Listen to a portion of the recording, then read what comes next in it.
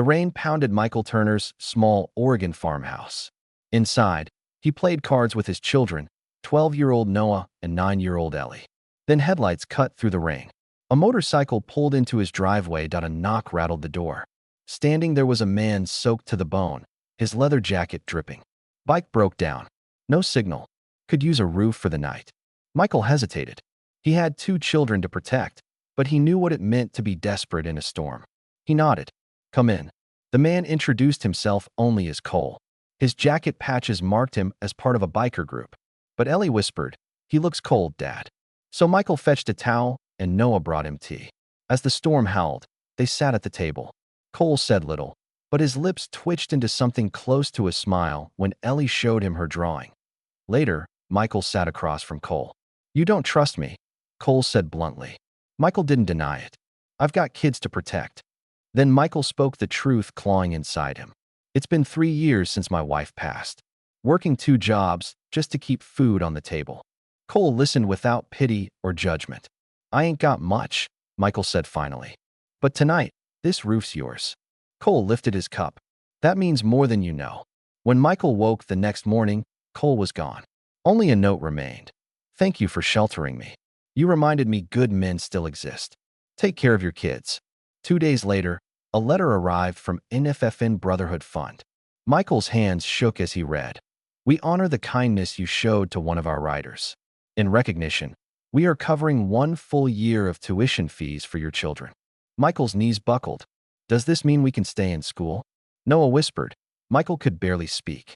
Years of stretched pennies, of choosing between groceries and electricity, suddenly lifted.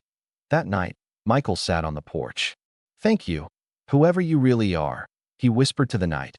News spread through town.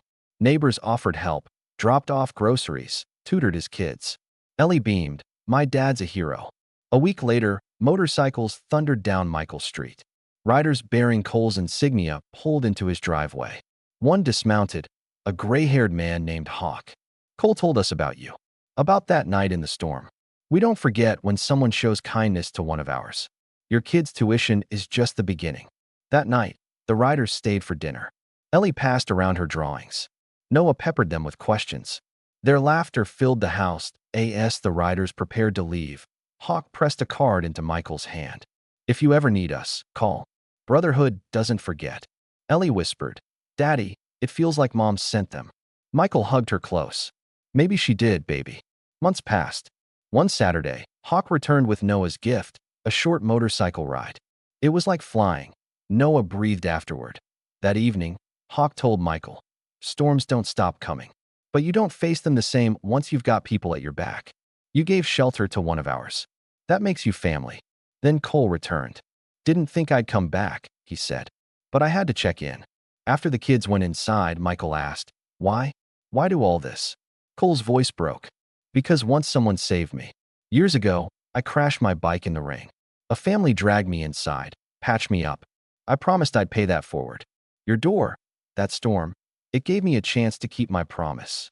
At Noah's school assembly, his son spoke. "My dad is my hero. He helps people even when it's hard. One night, he let a stranger stay during a storm, and that kindness changed everything." Michael's tears blurred as parents turned toward him with respect. On a crisp autumn morning, Cole appeared once more. "Road keeps calling." He paused. "But before I go, ride with me." They sped through winding roads, the wind lifting years of grief and fear. At a ridge overlooking the valley, Cole turned. "You've got something rare, Michael. Your kids, your kindness. That's your legacy. And you?" Michael asked. Cole smirked. "Finding redemption, one storm at a time." Then he rode off, disappearing into the horizon. Winter came. Michael no longer feared the storms. Inside, laughter filled the rooms. The bills were still a challenge, but he carried them differently now, not as a man alone, but surrounded by brotherhood. One evening, Ellie asked, "Daddy, do you think storms will always come?" Michael hugged her close. "Yes, sweetheart. But storms always pass, and sometimes they leave miracles behind." Grief had once been his shadow. Now hope was his lantern. And in that light, Michael knew love, kindness, and brotherhood ride farther than any storm could ever reach.